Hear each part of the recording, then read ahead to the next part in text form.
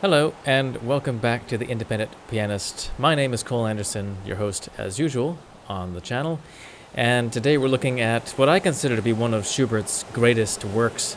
This is his Impromptu in F minor, the last one from the Opus 142 set. And it's a really unjustly neglected masterwork in my mind, which is surprising because it's remarkably effective. It's one of these kind of perpetual motion style pieces, a kind of Totentanz, a dance of death, that has more than a passing kinship with the finale from Schubert's C minor piano sonata, which you will hear on this channel at some point in the near future. I love these impromptus because I think that they really showcase Schubert's inventive, kind of experimental side. The whole genre of the impromptu was really an opportunity for Schubert to toy with preconceived notions of form and harmony and alter them to suit his own creative fancy. And you can clearly see that here. So first off, it's very difficult to pin down what kind of form Schubert is even using. It really is kind of a hybrid of several different forms. I've heard this impromptu described as a rondo before, and in some ways it kind of feels like a rondo in the way that the theme comes back and in how harmonically closed it is.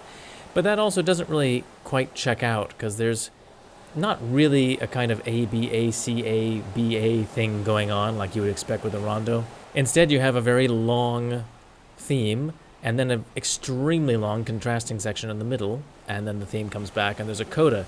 So much more like a kind of gigantic ternary form instead. But on the other hand, it's not quite like a ternary form either, because in the middle section, quite obviously, ideas from the opening section are developed and transformed, as well as having new ideas be introduced. So in that way, it really feels very much sonata-like, almost like a sonata movement.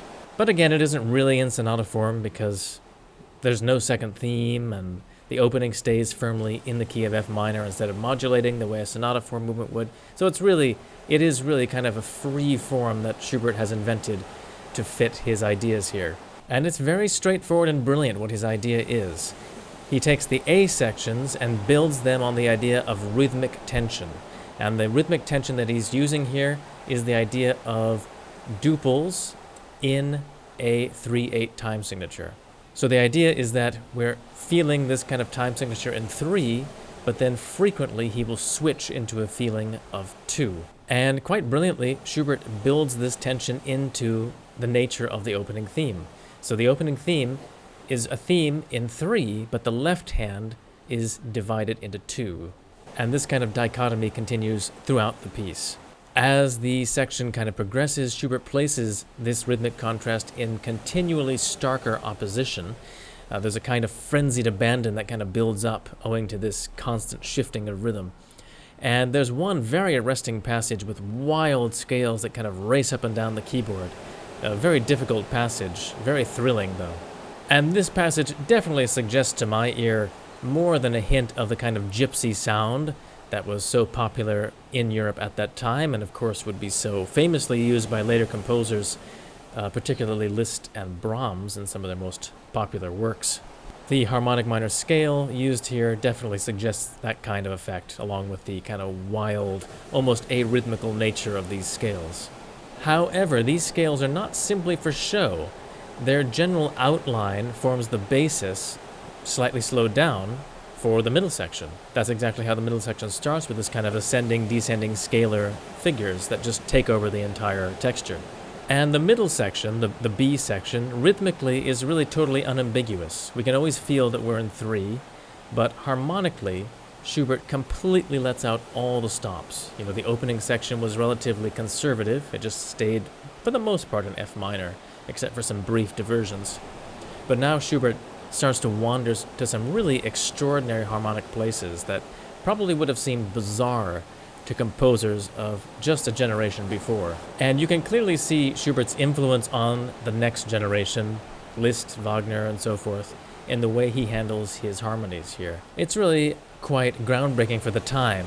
Generally composers would have taken the standpoint that there's kind of a formal justification to what you do harmonically. So there should be kind of an idea of structure first. But Schubert seems to turn that on its head. He starts with colorful harmonic ideas, and then he finds a form that will suit them, and he uses repetition within the form to kind of justify these wild harmonies to the listener. So anyway, enough talk. Please enjoy the performance, and please also do consider supporting the channel if you can. You can do that easily through patreon.com. I have links to that in the description box below. Or you can make one-time donations through PayPal or Revolut. Those are also good ways to support the channel. But until next time, please enjoy this performance, and I'll see you next week for some more great music.